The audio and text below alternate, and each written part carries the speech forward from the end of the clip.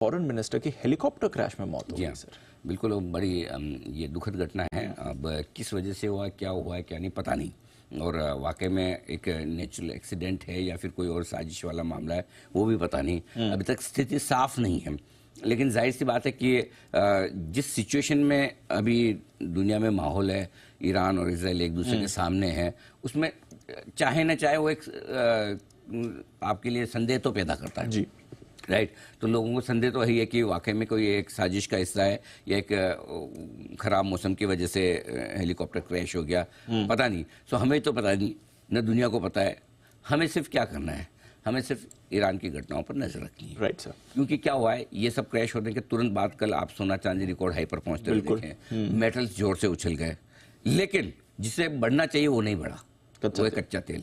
कच्चा तेल अब भी $84 के आसपास है। इसका मतलब क्या है? देखिए, अगर वाकई में इसमें साजिश और वाकई में कोई इससे बात बिगड़ती हुई दिखे इजराइल, ईरान और बाकी देशों के बीच में, तो फिर कच्चा तेल भी बढ़ना चाहिए। yes, तो मेरी नज़र सिर्फ और सिर्फ कच्चे तेल पर है। अगर कच्चे तेल में उछाल आने लगे तो आपको थोड़ा सा अपने मार्केट में सावधान रहना है, ग्लोबल ट्रिगर्स की वजह से।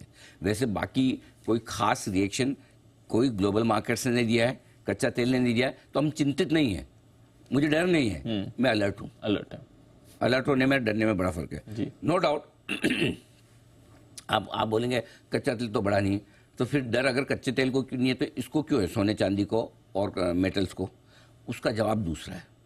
सोने चांदी मेटल्स डेफिनेटली ईरान के डेवलपमेंट के बाद बढ़े हैं, लेकिन क्या होता है दीप, मतलब है ना, ये ऑलरेडी इतने स्ट्रॉन्ग बुल रन में इनको एक ट्रिगर चाहिए खाली आगे बढ़ने का। करेक्ट।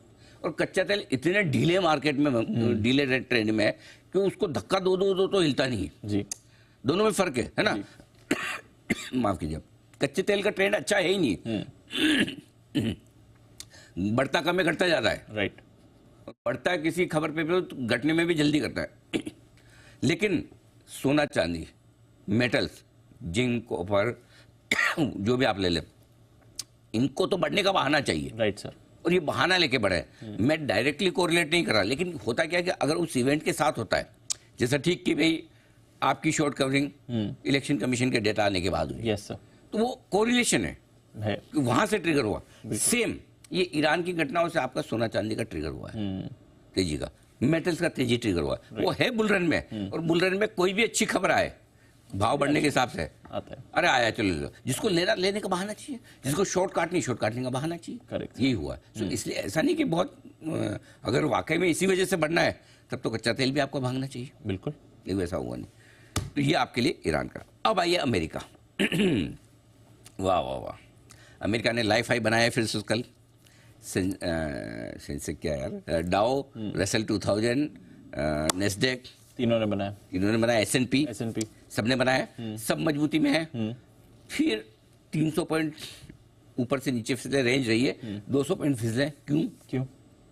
JP मॉर्गन के बॉस हैं जेमी डायमंड साहब, उन्होंने बोला कि भाई मैं रिटायर हो जाऊंगा, और उनका रिटायरमेंट बाजार को पसंद नहीं है।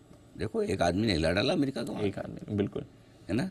ये है आदमी होता है, ऐसा होना चाहिए बस, है इम्पैक्ट हो तो ऐसा है। बिल्कुल, पूरा डाव हिला डाला बस, उनकी वजह से क्या। बाकी नेस्डेक और ये तो सब ऊपर ही बंद हुए। तो JP मॉर्गन का स्टॉक 4% घटा था, तो उसका असर डाउ में आया। तो एक नेचुरली एक खबर की वजह से, बट इससे आपको मतलब कुछ ज्यादा नहीं निकाला। आपको सिर्फ इतना समझना है कि अमेरिकी बाजार तेजी के ट्रेंड में, ये छोटी मोटी किसी खबर की वजह से हल्की फुल्की प्रॉफिट बुकिंग आ जाती है, आ जाने दीजिए, कोई टेंशन नहीं लीजिए।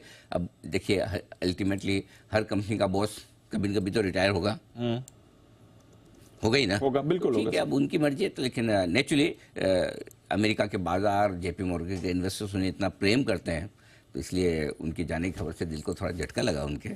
तो वो 200 पॉइंट के डाउ के झटके पे आप देख सकते हैं, बट ज्यादा ऑल इज वेल, कोई खास चिंता की बात नहीं। तो ग्लोबल ओके, कोई प्रॉब्लम नहीं, ना कोई टेंशन नहीं। ईरान की अभी टेंशन है, ना अमेरिका की टेंशन है। ईरान के डेवलपमेंट पे कच्चे तेल के हिसाब से कोरिलेट करके नजर रखिए। कच्चा तेल बढ़ने लगे तो थोड़ा समझना है भाई क्या खबर है, इधर देखो। राइट। बाकी सोने चांदी तो बुल रन में है, ये तो 1 लाख होना ही है, कौन सी बड़ी बात है, ये हो जाएगा धीरे धीरे बढ़ता। सोने की बात करो, चांदी की नहीं। आप बोलेंगे 95,000 पे 1 लाख कौन सी बड़ी बात है, तो सोना भी